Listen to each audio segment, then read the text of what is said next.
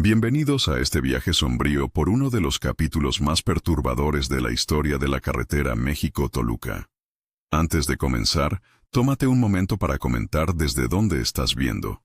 Siempre es fascinante ver hasta dónde pueden llegar estas historias olvidadas. En las oficinas deterioradas de la Asociación de Transportistas del Valle de Toluca, entre archiveros metálicos que crujían con cada movimiento y el aroma persistente de papel envejecido, reposaba un expediente que durante décadas nadie se atrevió a revisar completamente. El documento, fechado en octubre de 1987, llevaba por título Incidentes reportados, sector KM47, y había sido mecanografiado en una máquina Olivetti, cuyas teclas dejaban impresiones desiguales sobre el papel membretado de la asociación.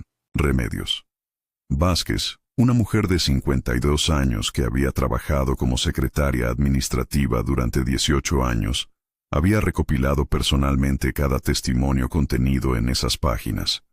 Sus manos, marcadas por décadas de archivar documentos y responder llamadas telefónicas, habían transcrito palabra por palabra los relatos de 7 conductores de tráiler que compartían una experiencia desconcertante.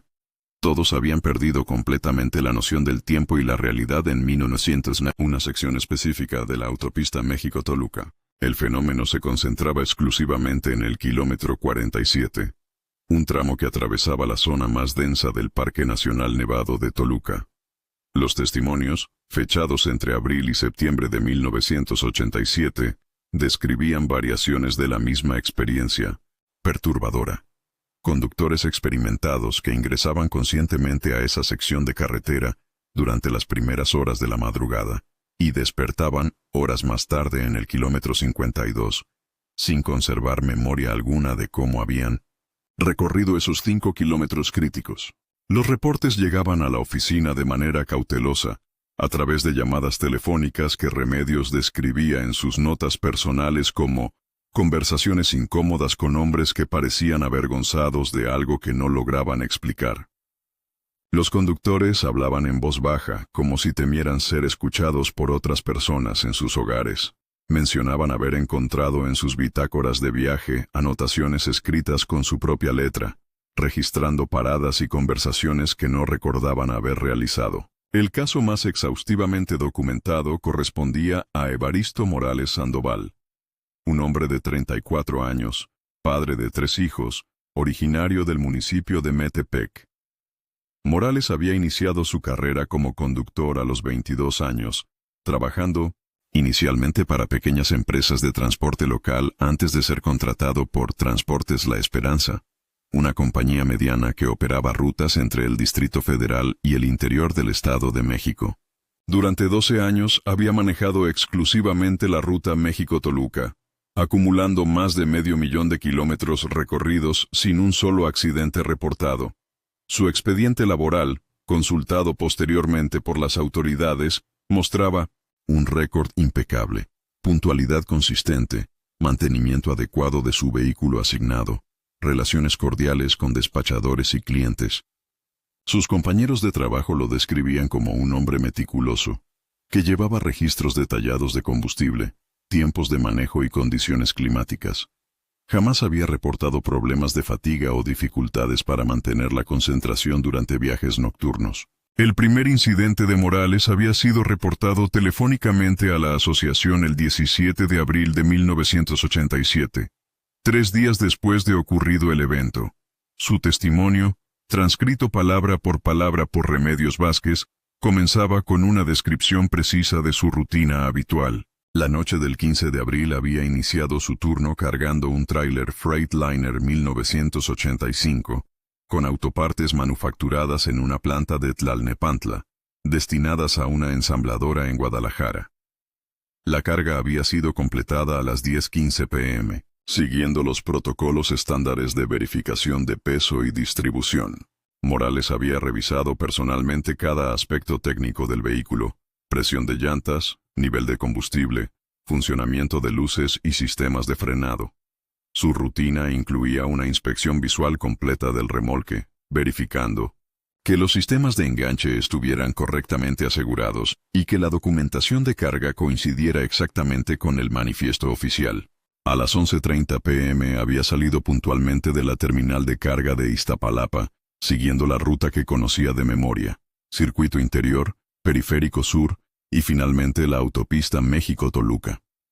Las condiciones climáticas eran óptimas: cielo despejado, temperatura de 18 grados Celsius, sin viento significativo. El tráfico era típico para un martes por la noche: flujo moderado de vehículos comerciales y algunos automóviles particulares. Durante los primeros 46 kilómetros, el viaje transcurrió exactamente como había ocurrido cientos de veces anteriores. Morales recordaba haber escuchado música en la estación de radio XEQK, haber bebido café de su termo personal, haber observado los faros de otros vehículos que transitaban en dirección opuesta. Su última memoria clara y específica era haber visto el letrero indicador del kilómetro 47 iluminado por sus faros delanteros, mientras verificaba la hora en el reloj digital del tablero: 12:47 am. Lo siguiente que recordaba con claridad absoluta era estar estacionado en el acotamiento del kilómetro 52, con el motor completamente apagado y las luces intermitentes de emergencia encendidas. El reloj del tablero marcaba las 4:15 am. Entre estos dos puntos de memoria existía un vacío total, como si alguien hubiera editado esas 3 horas y media de su experiencia consciente. Morales permaneció inmóvil en la cabina durante aproximadamente 10 minutos, experimentando lo que describía como una sensación de despertar gradual, como cuando sales de un sueño muy profundo, pero sabes que algo no está bien. Revisó sistemáticamente todos los elementos de la cabina buscando indicios de lo que había ocurrido durante esas horas perdidas. Su termo de café seguía tibio. La radio continuaba sintonizada en la misma estación. El velocímetro marcaba exactamente los kilómetros que correspondían a haber recorrido la distancia entre ambos puntos. Sin embargo, al revisar su bitácora de viaje, un cuaderno de tapas duras donde registraba meticulosamente cada aspecto de sus recorridos, encontró una anotación que no recordaba haber escrito. Con su propia letra, usando la misma pluma azul que siempre portaba en el bolsillo de su camisa, había registrado KM 49, 2:30 am, parada técnica, revisar llantas traseras, conversación con EM, todo normal, continuar viaje. La anotación seguía exactamente el formato que Morales utilizaba para todos sus registros, incluyendo la firma abreviada EM, que acostumbraba poner al final de cada entrada importante. Sin embargo, no conservaba memoria alguna de haber realizado esa parada técnica, ni de haber bajado del vehículo para revisar las llantas, ni mucho menos de haber sostenido una conversación con alguien identificado con las mismas iniciales que él. Lo más perturbador para Morales era la referencia a conversación con EM. Durante 12 años manejando esa ruta, jamás había encontrado a otro conductor que compartiera sus iniciales. Además, las paradas técnicas en medio de la carretera eran extremadamente raras y siempre las recordaba vívidamente, ya que implicaban riesgos de seguridad significativos. El hecho de haber documentado una conversación durante una parada nocturna sugería que había interactuado con otra persona, pero no conservaba el menor recuerdo de ese encuentro. Durante los días siguientes al incidente, Morales experimentó lo que describía como una tranquilidad extraña, como si hubiera dormido profundamente después de meses de insomnio. Sus patrones de sueño, que tradicionalmente eran irregulares debido a los horarios variables de trabajo, se estabilizaron completamente. Dormía 8 horas continuas cada noche y despertaba sintiéndose más descansado de lo que había estado en años. Su esposa, María Elena Morales, notó cambios en su comportamiento que inicialmente interpretó como mejoras. Evaristo parecía menos ansioso respecto a los aspectos técnicos de su trabajo, menos preocupado por los horarios estrictos de entrega, más relajado durante sus días libres. Sin embargo, también observó que ocasionalmente se quedaba inmóvil durante varios minutos, mirando hacia el vacío con una expresión que ella describía como si estuviera escuchando algo que yo no podía oír. El 3 de mayo de 1987, llegó a la asociación el testimonio de Rubén Castañeda González, un conductor de 41 años que trabajaba para Transportes del Centro. Su experiencia era prácticamente idéntica a la de Morales. Pérdida total de memoria entre los kilómetros 47 y 52. Despertar en el acotamiento con el motor apagado. Anotaciones inexplicables en su bitácora personal. Castañeda transportaba fertilizantes químicos desde una planta en Lerma hacia distribuidoras en Morelia. Su incidente había ocurrido durante la madrugada del 1 de mayo, siguiendo exactamente el mismo patrón temporal. Entrada consciente al kilómetro 47 aproximadamente a las 12:45 am. Despertar en el kilómetro 52, cerca de las 4:20 am. En su bitácora, encontró la anotación. KM 50, 3 am. Verificación de carga. Plática con R. C. Sin novedad. Reinicio de marcha. La similitud entre ambos testimonios era inquietante, no solo por la consistencia en los detalles básicos, sino por el patrón específico de las anotaciones encontradas. Ambos conductores habían registrado conversaciones con personas que compartían sus propias iniciales, ambos habían documentado paradas técnicas que no recordaban remedios. Vázquez comenzó a sospechar que los incidentes no eran casos aislados cuando, el 18 de mayo, recibió una llamada de Teodoro Jiménez Ramírez, conductor de Fletes Toluca. Su testimonio seguía el mismo patrón con precisión matemática. Pérdida de memoria en el kilómetro 47, despertar en el 52, tiempo perdido de aproximadamente 3 horas y media, anotación misteriosa en su bitácora que mencionaba una charla con TJ durante una parada que no recordaba haber realizado. Durante las siguientes semanas, los testimonios continuaron llegando con una regularidad perturbadora. Cada conductor reportaba variaciones mínimas del mismo fenómeno básico. Todos eran hombres experimentados con récords impecables de seguridad. Todos transitaban la zona durante las primeras horas de la madrugada. Todos despertaban en el mismo punto exacto de la carretera. Todos encontraban evidencia documentada de actividades que no recordaban haber realizado. Las llamadas telefónicas seguían un patrón reconocible. Los conductores llamaban varios días después de experimentar el incidente, durante horas de oficina, hablando en voz baja y pausada. Mencionaban haber dudado antes de hacer la llamada.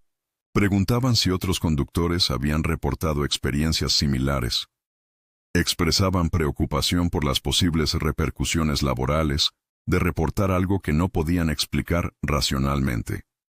Remedios desarrolló un protocolo específico para documentar estos testimonios. Utilizaba papel membretado oficial, registraba fecha y hora exactas de la llamada, solicitaba información personal detallada del conductor, descripción completa del vehículo utilizado, condiciones climáticas durante el incidente y transcripción, palabra por palabra de las anotaciones encontradas en las bitácoras. Para julio de 1987, había documentado 14 incidentes que seguían el mismo patrón básico. Los testimonios provenían exclusivamente de conductores que transitaban la ruta durante un horario específico, entre las 12:00 am y las 5:00 am. Ningún conductor que hubiera pasado por la zona del kilómetro 47 durante horas de luz solar reportó experiencias similares. Tampoco hubo reportes de conductores que transitaran la zona en dirección opuesta, de Toluca hacia México. La especificidad geográfica del fenómeno era notable. Los incidentes ocurrían exclusivamente en el tramo ascendente de la carretera, en la sección que atravesaba la zona más densa del bosque del Parque Nacional Nevado de Toluca. Esta área se caracterizaba por una vegetación cerrada de pinos y oyameles que formaban una bóveda natural sobre la carretera, bloqueando completamente la luz de la luna y las estrellas durante las noches despejadas. El tramo del kilómetro 47 había sido construido siguiendo el contorno natural de las montañas, resultando en una sección de carretera que serpenteaba suavemente entre formaciones rocosas cubiertas de vegetación densa. Durante el día, la luz solar que lograba penetrar entre las copas de los árboles creaba un juego constante de sombras móviles sobre el asfalto. En las noches sin luna, la oscuridad era prácticamente absoluta, interrumpida únicamente por los faros de los vehículos que transitaban la zona. Las autoridades de tránsito estatal inicialmente clasificaron los reportes como casos de fatiga extrema del conductor. Esta explicación se basaba en estudios internacionales que documentaban el fenómeno del microsueño en conductores de larga distancia, especialmente durante horarios nocturnos cuando los ritmos circadianos naturales predisponen al organismo hacia el descanso. Sin embargo, varios aspectos de los testimonios no se ajustaban a los patrones típicos del microsueño. Los conductores afectados no mostraban signos físicos de fatiga extrema al llegar a sus destinos finales. Sus horarios de manejo se mantenían dentro de los límites regulatorios establecidos para prevenir la fatiga del conductor.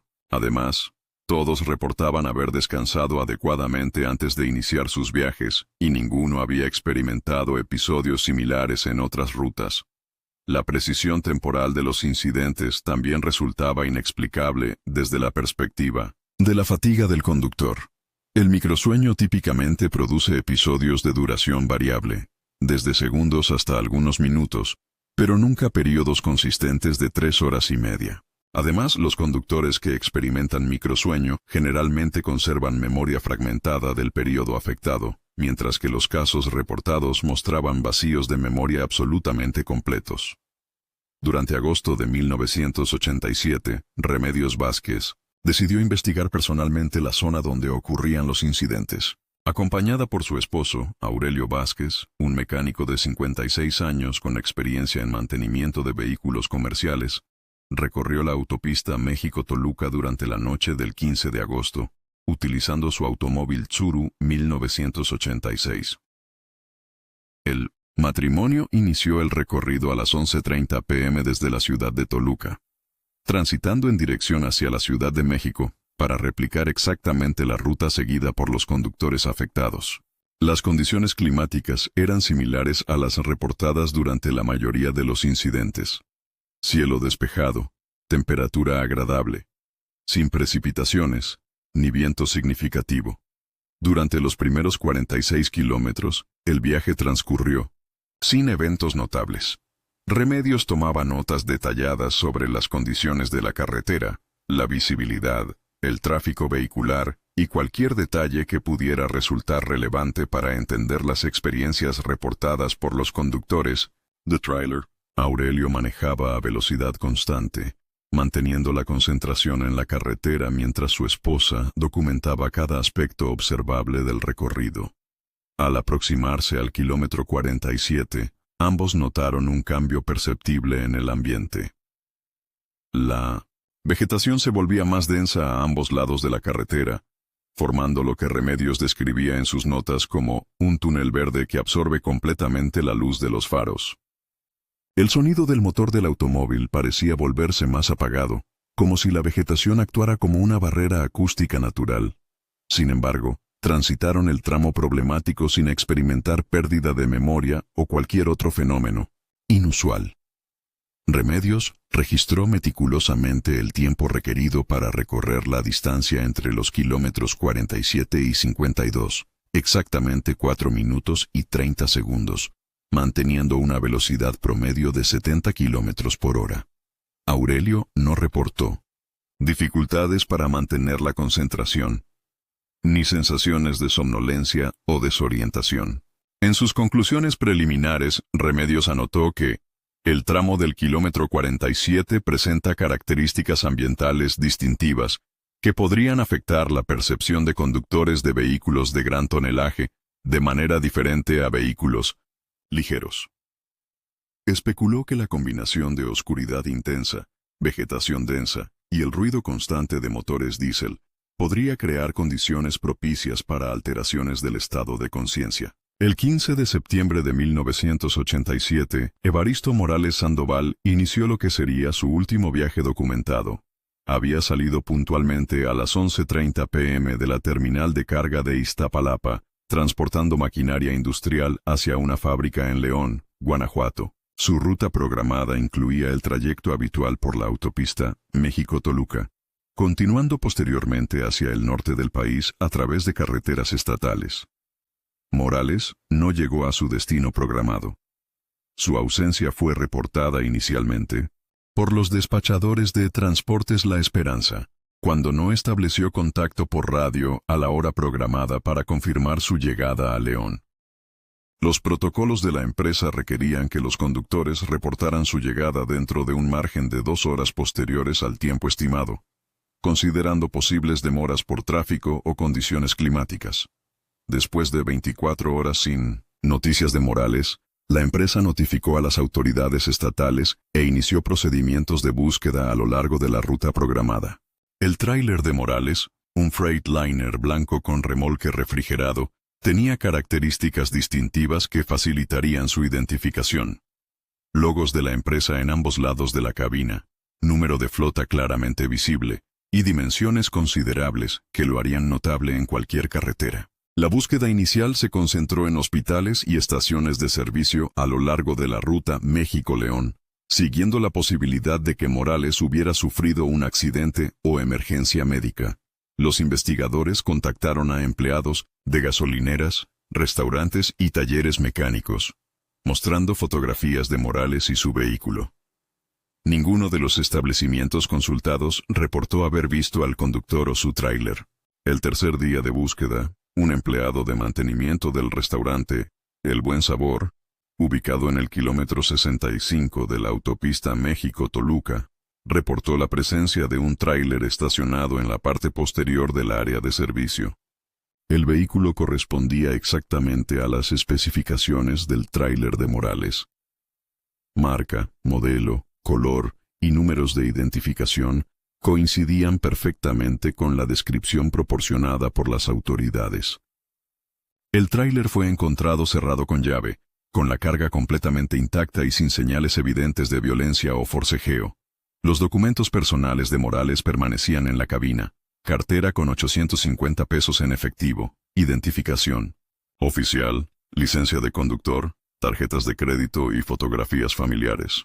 Su termo personal contenía restos de café frío, y su bitácora de viaje mostraba registros normales hasta la entrada fechada a las 11:45 p.m. del 15 de septiembre. Salida terminal, Iztapalapa, carga verificada, condiciones óptimas, destino León GTO.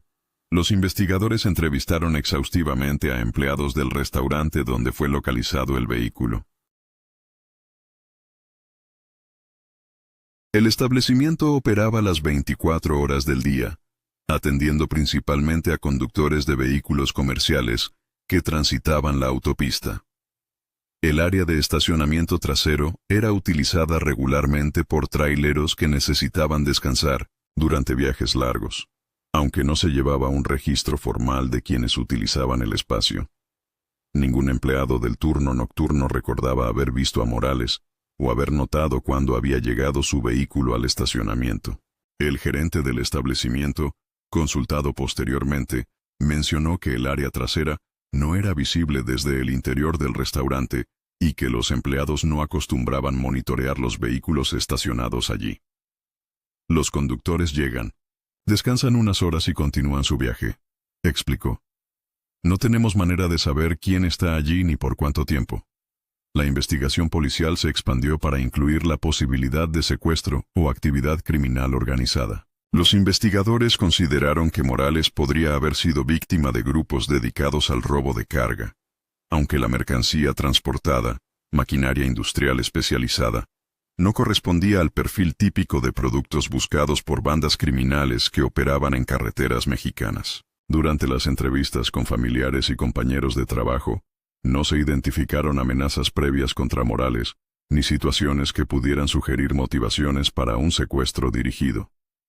Su situación económica era estable, sin deudas significativas ni problemas financieros que pudieran haber resultado en conflictos con prestamistas o grupos criminales.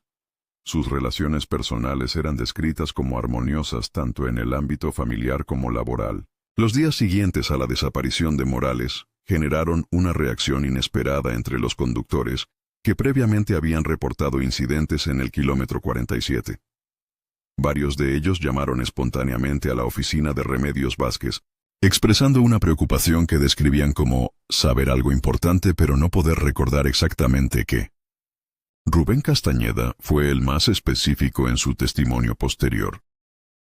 Reportó estar experimentando sueños recurrentes desde la desaparición de Morales, siempre con elementos similares, Se veía a sí mismo conversando con Morales en una estación de servicio que no lograba ubicar geográficamente. En estos sueños, Morales aparecía tranquilo y relajado, vestido con su ropa de trabajo habitual, y le decía que había encontrado un lugar donde finalmente podía descansar adecuadamente. Teodoro Jiménez reportó experiencias similares, aunque menos específicas. Mencionó una sensación persistente de que sabía dónde estaba Morales, pero que esa información permanecía justo fuera del alcance de su memoria consciente. Durante varios días después de la desaparición, había intentado recordar detalles de su propio incidente en el kilómetro 47, esperando encontrar pistas que pudieran ayudar en la búsqueda de su colega desaparecido. La reacción de estos conductores llevó a las autoridades a reconsiderar la posible conexión entre los incidentes reportados en el kilómetro 47 y la desaparición de Morales. Se implementaron patrullajes nocturnos intensificados en la zona, con oficiales de tránsito estatal monitoreando específicamente el tráfico de vehículos comerciales durante las primeras horas de la madrugada. Una caseta de inspección temporal fue instalada en el kilómetro 45, permitiendo a los oficiales verificar documentación de conductores y realizar inspecciones básicas de seguridad antes de que los vehículos ingresaran al tramo problemático. Los conductores que transitaban la zona durante el horario crítico eran entrevistados brevemente sobre cualquier experiencia inusual o avistamientos sospechosos en la carretera. Durante 6 semanas de vigilancia intensificada, los patrullajes nocturnos no detectaron actividades criminales ni fenómenos inusuales en la zona del kilómetro 47. El tráfico vehicular correspondía a patrones normales para una autopista de alta circulación. Flujo constante de vehículos comerciales transportando mercancías entre la capital y el interior del país, con algunos automóviles particulares realizando viajes nocturnos por diversas razones. Los conductores entrevistados en la caseta de inspección no reportaron experiencias similares a los incidentes documentados anteriormente. La mayoría mencionaba conocer la carretera perfectamente y no haber notado características particulares en el tramo del kilómetro 47. Algunos comentaban haber escuchado historias sobre eventos extraños en esa zona, pero las atribuían a leyendas urbanas comunes en el ambiente del transporte de carga. Paradójicamente, durante el periodo de vigilancia intensificada, no se reportaron nuevos incidentes de pérdida de memoria o tiempo perdido en el kilómetro 47. Los conductores que previamente habían experimentado estos fenómenos continuaron utilizando la ruta sin problemas, aunque muchos optaron voluntariamente por modificar sus horarios de viaje para transitar la zona durante horas de menor oscuridad. En noviembre de 1987, los reportes de incidentes cesaron completamente. La asociación no recibió más llamadas relacionadas con pérdidas de memoria, tiempo perdido o experiencias inexplicables en la autopista México-Toluca. Los patrullajes especiales fueron gradualmente reducidos y finalmente eliminados, ya que no se habían documentado actividades sospechosas que justificaran su continuación. Remedios. Vázquez completó su informe final el 15 de diciembre de 1987. El documento, de 34 páginas mecanografiadas, incluía transcripciones completas de todos los testimonios, análisis comparativo de los incidentes, mapas detallados de la zona afectada, y recomendaciones para prevenir situaciones similares en el futuro. En sus conclusiones, Remedios sugería que los incidentes podrían haber estado relacionados con una combinación específica de factores ambientales, psicológicos y temporales que afectaba la percepción consciente de conductores en condiciones muy particulares. Reconocía que no había evidencia científica que respaldara completamente esta teoría, pero consideraba que era la explicación más racional disponible dados los datos recopilados. Sus recomendaciones incluían la instalación de iluminación adicional en el tramo del kilómetro 47, la implementación de señalamientos que alertaran a los conductores sobre la necesidad de mantener especial atención en esa zona, y la creación de un área de descanso formal en el kilómetro 50, que permitiera a los conductores tomar pausas si experimentaban cualquier tipo de desorientación. El caso de Evaristo Morales nunca fue resuelto oficialmente. Su expediente permanece archivado en las oficinas de la Procuraduría General de Justicia del Estado de México, clasificado como desaparición de persona, investigación abierta. La familia Morales continuó buscándolo activamente durante más de una década, distribuyendo fotografías, ofreciendo recompensas y manteniendo contacto regular con las autoridades responsables de la investigación. María Elena Morales, viuda, de facto, aunque legalmente casada, mantuvo la esperanza de encontrar a su esposo vivo durante años. Organizó búsquedas en áreas rurales cercanas a la autopista. Contactó a médiums y videntes que afirmaban poder localizar personas desaparecidas. Y estableció redes de comunicación con otras familias que habían perdido seres queridos en 1900 circunstancias similares. En 1992, 5 años después de la desaparición, María Elena recibió una llamada telefónica que cambió su perspectiva sobre el destino de su esposo. Era aproximadamente las 9:30 de la noche del 15 de septiembre, exactamente en el 5º aniversario de la desaparición de Evaristo. La llamada duró menos de 10 segundos, pero su impacto fue permanente. Una voz masculina, que María Elena insistía era idéntica a la de su esposo, pronunció simplemente: «María Elena, estoy bien. No me busques más. Cuida a los niños. Todo está como debe ser». La conexión se cortó inmediatamente después, sin dar tiempo para preguntas o confirmaciones. María Elena intentó inmediatamente llamar de regreso usando la función de marcado automático, pero la línea producía únicamente señales de ocupado. Las autoridades investigaron la llamada utilizando los recursos tecnológicos disponibles en 1992, pero no lograron rastrear su origen. Los registros de la compañía telefónica mostraban que la llamada había sido realizada desde un teléfono público ubicado en una gasolinera del kilómetro 73 de la autopista México-Toluca, aproximadamente a las 9:28 p.m. Sin embargo, los empleados de la estación no recordaban haber visto a nadie utilizar ese teléfono durante esa hora. La llamada tuvo un efecto profundo en María Elena, quien gradualmente redujo sus esfuerzos de búsqueda activa. En entrevistas posteriores, explicaba que la voz había sonado en paz, como si hubiera encontrado exactamente lo que necesitaba encontrar. Aunque nunca dejó de amar a su esposo, ni de preguntarse sobre su destino, comenzó a aceptar que quizás él había tomado una decisión consciente de no regresar.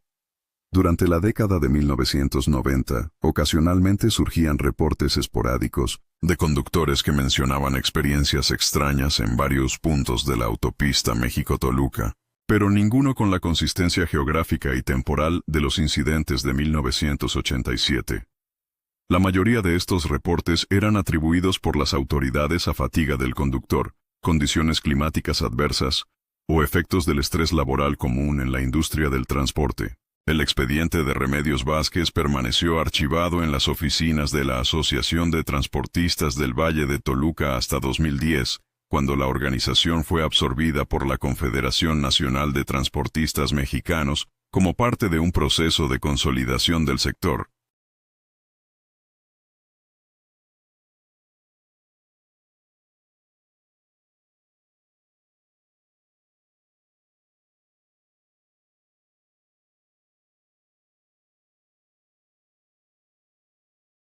Durante la transferencia de documentos históricos, varios archivos antiguos considerados de interés académico fueron digitalizados para preservar su contenido.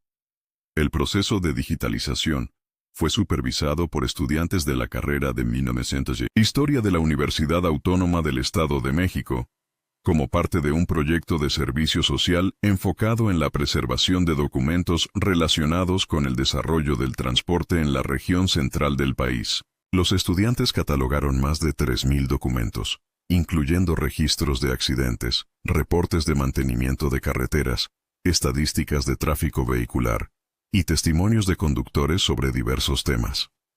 El expediente de los incidentes, del kilómetro 47, fue clasificado en la categoría Fenómenos laborales no explicados, junto con otros documentos que describían experiencias inusuales reportadas por trabajadores del sector transporte. La persona responsable de digitalizar específicamente este expediente fue Elena Martínez, una estudiante de cuarto semestre que posteriormente escribió su tesis de licenciatura sobre manifestaciones de estrés ocupacional en conductores de vehículos comerciales durante la década de 1980. Elena encontró el expediente particularmente fascinante, no solo por la naturaleza inexplicable de los incidentes reportados, sino por la meticulosidad con que Remedios Vázquez había documentado cada testimonio. Era evidente que ella tomaba muy en serio las preocupaciones de estos conductores, escribió Elena en sus notas de investigación. Cada página reflejaba un esfuerzo genuino por entender algo que desafiaba las explicaciones convencionales. Actualmente, los archivos digitalizados están disponibles para consulta académica en la biblioteca del Instituto Tecnológico de Toluca, clasificados bajo el código ATT 1987-KE47. El acceso requiere autorización previa y se limita a estudiantes de posgrado, investigadores académicos y personas que puedan demostrar interés legítimo en el material por razones de investigación histórica o sociológica. Durante la última década, el expediente ha sido consultado ocasionalmente por estudiantes de psicología interesados en fenómenos de memoria colectiva, sociólogos que estudian dinámicas de grupo en ambientes laborales cerrados, y algunos investigadores de fenómenos anómalos que buscan casos documentados de experiencias inexplicables. Sin embargo, el acceso restringido y la naturaleza académica del archivo ha limitado su conocimiento al ámbito universitario. La carretera México-Toluca continúa siendo una de las arterias viales más importantes del sistema de transporte mexicano.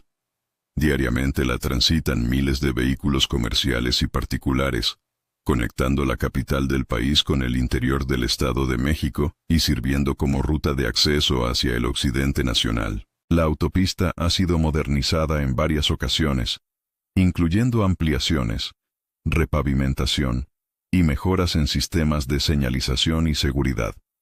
El tramo del kilómetro 47 fue sometido a trabajos de modernización en 2003, como parte de un programa federal de mejoramiento de carreteras.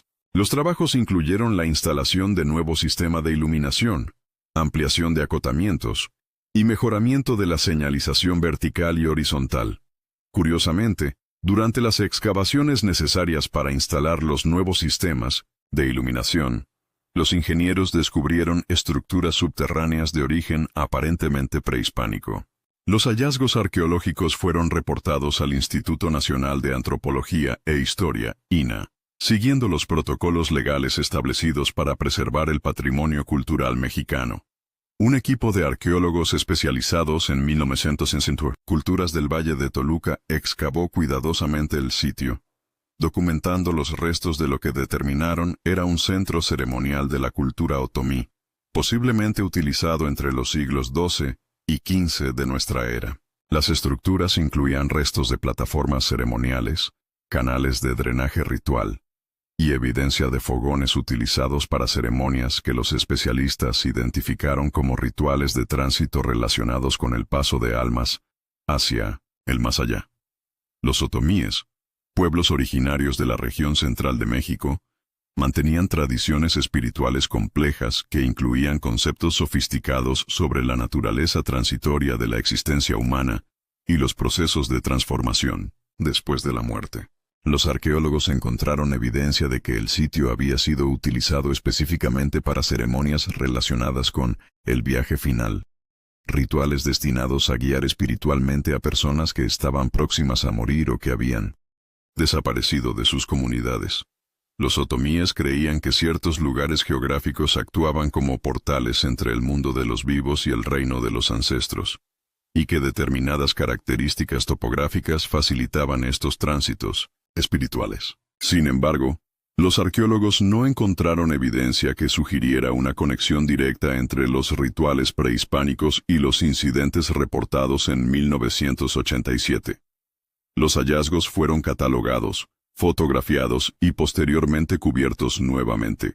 Para permitir la continuación de los trabajos de modernización de la carretera, un informe técnico fue archivado en las oficinas del INAH, disponible para consulta de investigadores especializados en culturas prehispánicas del centro de México. Los conductores veteranos que aún recorren regularmente la autopista México-Toluca Ocasionalmente mencionan las historias de los traileros de los 80, pero la mayoría las considera leyendas urbanas sin fundamento histórico real. Las nuevas generaciones de transportistas conocen la carretera como una ruta moderna, segura y eficiente, equipada con tecnología contemporánea de comunicaciones y sistemas de monitoreo que hacen prácticamente imposible que un vehículo comercial desaparezca sin dejar rastros electrónicos. Los sistemas GPS obligatorios en vehículos de carga, las comunicaciones por radio digital, los registros electrónicos de horarios de manejo, y los múltiples puntos de verificación a lo largo de las rutas principales han transformado radicalmente la industria del transporte desde la década de 1980. Los conductores actuales mantienen contacto constante con despachadores, sus ubicaciones son monitoreadas en tiempo real, y cualquier desviación de rutas programadas genera alertas automáticas.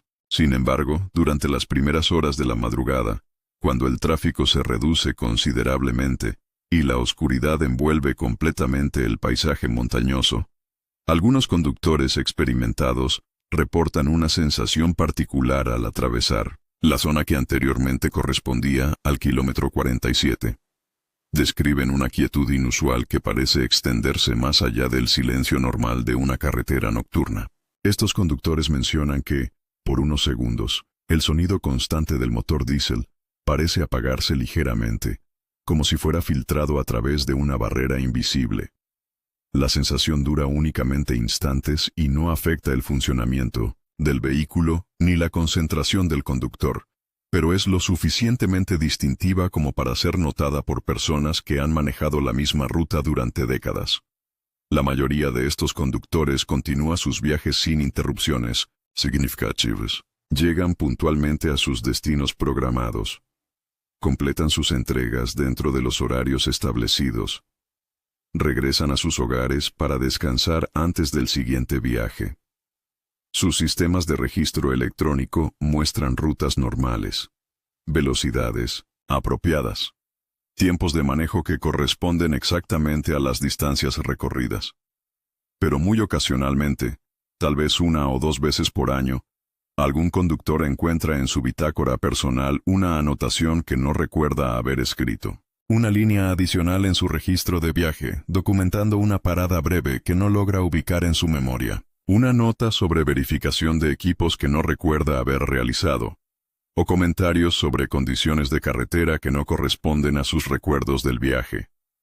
Estos conductores generalmente no reportan estos pequeños vacíos de memoria. La industria del transporte contemporáneo opera bajo presiones de tiempo constantes, con horarios estrictos y márgenes de ganancia reducidos, que no permiten demoras por investigaciones de anomalías menores. Además, las tecnologías de monitoreo electrónico proporcionan registros objetivos que confirman que los viajes se completaron exitosamente, sin desviaciones significativas de las rutas programadas.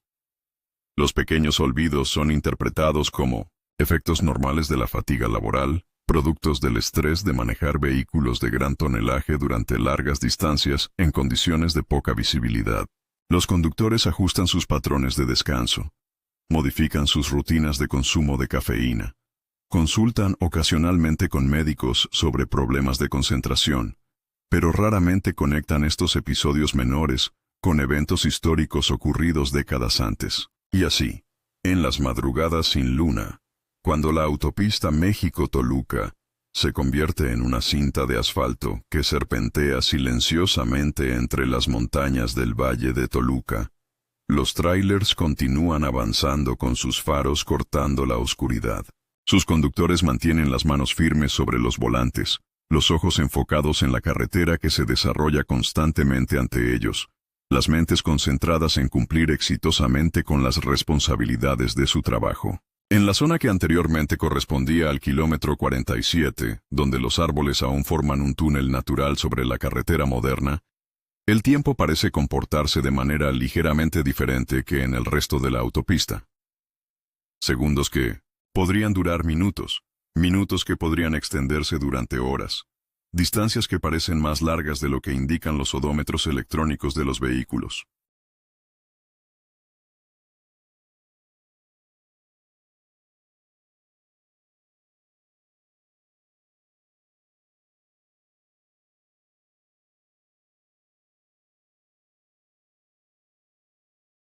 Un tramo de carretera que todos los conductores conocen perfectamente, que han recorrido cientos o miles de veces, pero que ninguno recuerda con la claridad absoluta que caracteriza al resto de sus rutas habituales.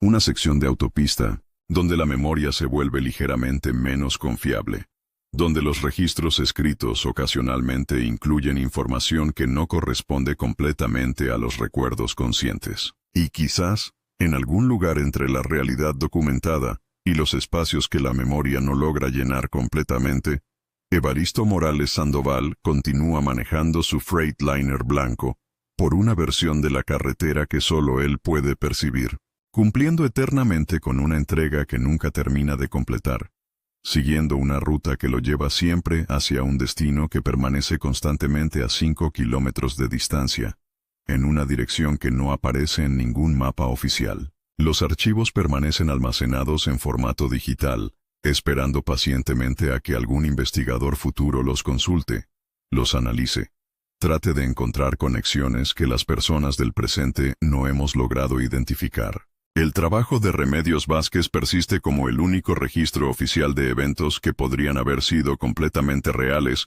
o podrían haber representado la manifestación colectiva de ansiedades profundas compartidas por hombres cuyas vidas transcurrían navegando en la oscuridad, transportando las necesidades materiales de una sociedad que dormía mientras ellos trabajaban. La autopista México-Toluca sigue extendiéndose entre las montañas, conectando ciudades, facilitando el comercio, permitiendo que las personas viajen de sus lugares de origen hacia sus destinos deseados. En la zona donde anteriormente se ubicaba, el kilómetro 47, donde el bosque todavía abraza protectoramente el asfalto, existe un silencio que es más profundo que el silencio normal de una carretera nocturna. Un silencio que parece invitar a detenerse, a escuchar atentamente, a recordar algo importante que quizás nunca debió ser olvidado. Un silencio que sugiere que hay aspectos de nuestros viajes, tanto los literales como los metafóricos, que trascienden nuestra capacidad de documentar y explicar completamente, utilizando únicamente las herramientas racionales de las que disponemos. Y hasta el día de hoy, nadie sabe con certeza absoluta qué sucedió realmente durante esas madrugadas de 1987, en esa sección específica de carretera donde hombres experimentados perdían temporalmente el contacto con la continuidad normal de sus experiencias conscientes. Tal como sugería Remedios Vázquez en el párrafo final de su informe, quizás existen caminos que es mejor no explorar hasta sus conclusiones definitivas, destinos que es más sabio no alcanzar completamente, y preguntas cuyas respuestas podrían alterar permanentemente nuestra comprensión del viaje que todos realizamos entre el lugar donde creemos estar y el lugar hacia donde pensamos dirigirnos.